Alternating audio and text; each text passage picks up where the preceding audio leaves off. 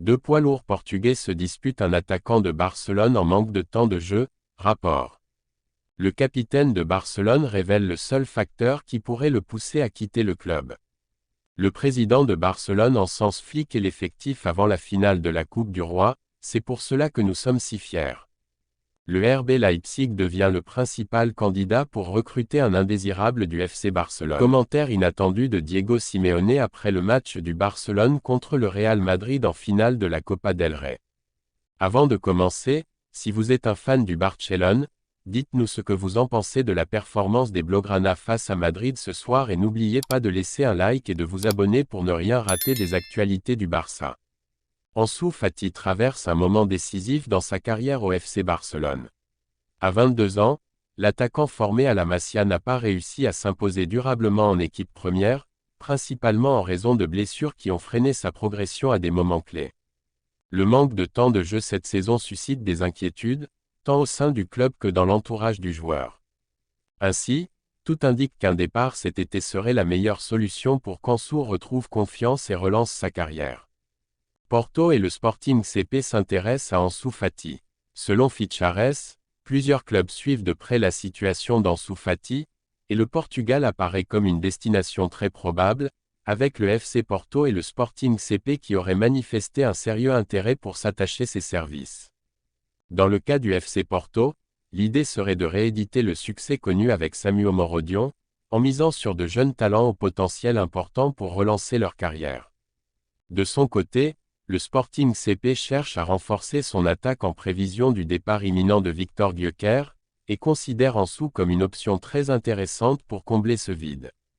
Le FC Barcelone, de son côté, est prêt à faciliter le départ d'Ansu, préférablement via un transfert définitif, compte tenu de son salaire élevé et de son contrat courant jusqu'en 2027. À ce stade de sa carrière, Ansu a besoin de temps de jeu, de continuité et d'un environnement où il pourra retrouver du plaisir sur le terrain, des éléments qui semblent actuellement difficiles à réunir au sein de l'effectif Blaugrana. Le championnat portugais, avec sa compétitivité et son exposition européenne, se présente comme une option sérieuse pour permettre au jeune talent du Barça de relancer sa carrière en difficulté. Dans une interview accordée à TNT Sport Brésil, Rafinha est revenu sur sa carrière au FC Barcelone, évoquant les hauts, les bas, ainsi que les critiques dont il a fait l'objet. L'ailier brésilien de 27 ans a rejoint le club catalan en provenance de Leeds United en 2022 et, malgré des performances constantes, il n'a pas reçu toute la reconnaissance qu'il méritait durant ses 2 premières saisons. Cette année, la situation a beaucoup changé pour Rafinha. Sous les ordres de Hansi Flick, il est devenu l'un des visages emblématiques de l'équipe et fait désormais partie des capitaines du club. Ses prestations cette saison l'ont même placé parmi les prétendants au Ballon d'Or 2025. Qu'est-ce qui pourrait pousser Rafinha à envisager un départ du Barça? Grâce à ses exploits, Rafinha a attiré l'intérêt de plusieurs clubs, notamment en Première Ligue et en Arabie Saoudite, cette dernière étant prête à dépenser des sommes importantes pour l'enrôler.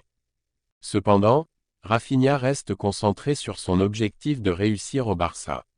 Mais interrogé sur ce qui pourrait le pousser à partir, l'ailier a répondu. Le club, je suis quelqu'un qui pense de cette manière, je ne reste que là où on veut que je reste.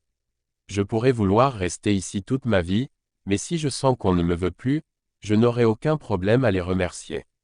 Je suis la personne la plus reconnaissante au monde d'avoir porté ce maillot, mais si je sens que le club ne veut plus de moi, je leur dirai, merci beaucoup, et j'irai là où on voudra de moi. Sur les critiques à son encontre. Bien que Rafinha soit aujourd'hui au sommet, son passage à Barcelone n'a pas toujours été facile. Il a été la cible de critiques, venant aussi bien des supporters que des médias, à plusieurs reprises au cours des 3 dernières années. C'est très drôle, car on a parfois l'impression que certains journalistes, sans généraliser, vivent plus dans le vestiaire que les joueurs eux-mêmes. On dirait qu'ils savent tout ce qui s'y passe, juste pour vendre une histoire qui est souvent fausse, a-t-il souligné. Lorsqu'on lui a demandé s'il avait été affecté par les rumeurs sur son comportement dans le vestiaire, Rafinha a répondu.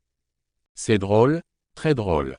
Mais heureusement, je ne me concentre pas sur ces commentaires, qui sont souvent malveillants et cherchent à déstabiliser le joueur et l'ensemble de l'équipe. Concernant les critiques sur la baisse supposée de ses performances en milieu de saison, Rafinha a expliqué. Oui, mais ils ont oublié qu'en novembre, j'ai subi une blessure aux ischio-jambiers. En janvier, j'ai eu une autre blessure, et je n'ai retrouvé le rythme qu'à la fin février ou au début mars. Quand on revient d'une blessure musculaire, c'est normal de ne pas être à 100%, ni physiquement ni mentalement. Parce qu'on a encore peur de se donner à fond et de se blesser à nouveau, ce qui pourrait entraîner une absence de 4 semaines ou plus. C'est donc normal que la confiance physique et mentale ne soit pas au top. Mais les gens oublient souvent de considérer cet aspect. Poursuivant sur la façon dont il gère les critiques, Rafinha a ajouté. Je ne me concentre pas sur ça, car je sais personnellement quand je suis bon ou mauvais. Je n'ai pas besoin que quelqu'un me dise si j'ai bien ou mal joué. La critique est acceptable lorsqu'elle se base sur ce que j'ai mal fait sur le terrain. Mais les critiques malveillantes viennent de personnes ayant de très mauvaises intentions, cherchant à déstabiliser le joueur, et même l'homme. Avant, ça me touchait, mais avec mon état d'esprit actuel, je ne laisse plus cela m'atteindre.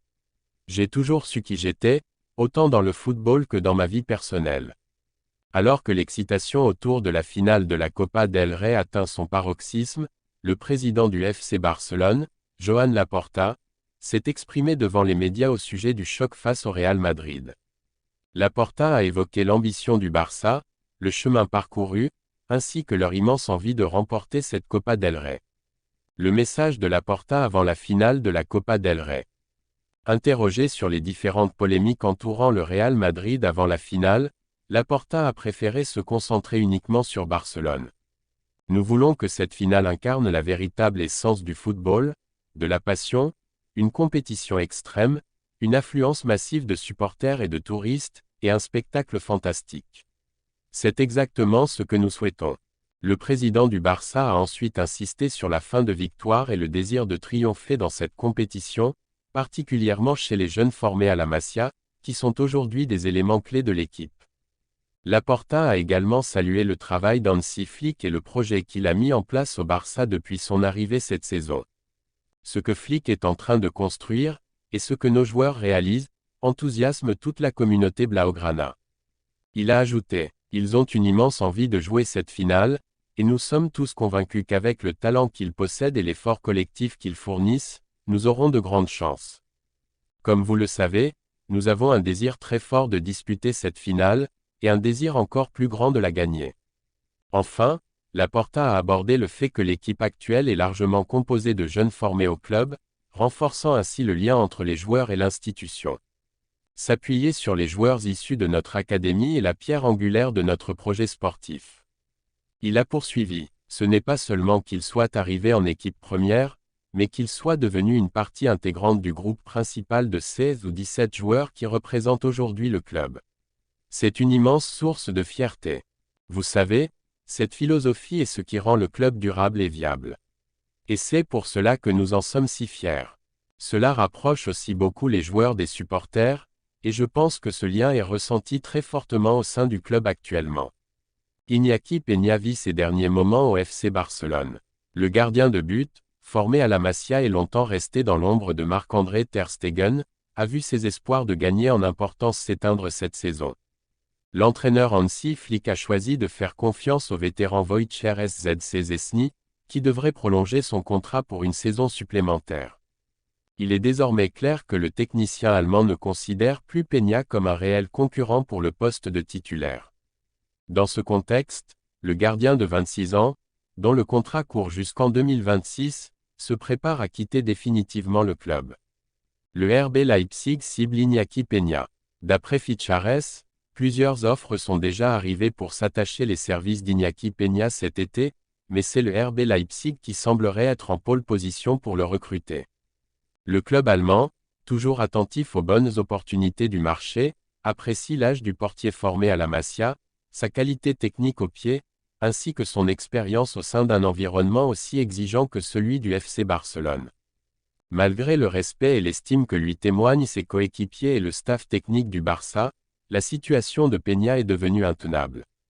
Le manque de temps de jeu, combiné à son besoin d'évoluer dans un contexte où il bénéficierait de la confiance de son entraîneur, a accéléré ses projets de départ. L'Allemagne apparaît ainsi comme la destination la plus probable pour le jeune gardien, qui espère trouver une nouvelle maison au RB Leipzig, où il pourrait enfin démontrer toute sa valeur et faire progresser sa carrière. Des rapports antérieurs indiquent que Barcelone pourrait même accepter de le laisser partir librement, malgré le fait qu'il lui reste encore un an de contrat. Hier soir, au stade La Cartuja de Séville, le FC Barcelone a remporté sa 32e Copa del Rey en venant à bout du Real Madrid au terme d'une finale électrique et haletante, 3-2 après prolongation. Dans un match d'une intensité rare, c'est Pedri qui a ouvert le score pour le Barça à la 27e minute, profitant d'une superbe combinaison entre Gundogan et Lamine Yamal pour crucifier l'U1 d'une frappe croisée. Mais avant la mi-temps, Kylian Mbappé, très surveillé jusque-là, a trouvé la faille en égalisant d'un superbe enchaînement dans la surface, 1-1, 44e minute. Au retour des vestiaires, les deux équipes ont redoublé d'efforts. Barcelone a repris l'avantage grâce à Ferran Torres, bien servi par Gavi après une récupération haute. Cependant, Aurélien Tchouaméni, monté aux avant-postes sur un corner madrilène, a remis les deux équipes à égalité d'une tête puissante, 2-2, 81e minute. Il a fallu attendre les prolongations pour que tout se décide. Sur un corner botté par Gundogan, Jules Koundé surgit au second poteau pour placer une tête victorieuse à la 113e minute, offrant un titre précieux au Blaugrana après un immense combat physique et mental. Cette finale marque un tournant pour le Barça, qui vise désormais un triplé historique Liga, Copa, Ligue des Champions. Réaction inattendue de Diego Simeone. Présent en zone mixte pour suivre la finale en tant qu'invité d'honneur de la Fédération espagnole, Diego Simeone, entraîneur de l'Atlético de Madrid, a livré une déclaration aussi inattendue que marquante. C'était un match de très haut niveau. Beaucoup de rythme, beaucoup d'émotion. Barcelone a su garder la tête froide quand Madrid poussait fort. Félicitations à eux. Avec son regard habituellement perçant, le coach argentin a ajouté, dans un clin d'œil aux supporters de l'Atlético. Voir deux fois le Real revenir et finalement s'incliner, disons que ça n'a pas déplu à tout le monde ici à Madrid. Avant de conclure de façon plus sérieuse. Ce soir, Barcelone a montré que pour gagner, il ne suffit pas d'avoir les meilleurs joueurs. Il faut savoir souffrir, être solide mentalement. C'est ce qu'ils ont fait. À nous de prendre exemple.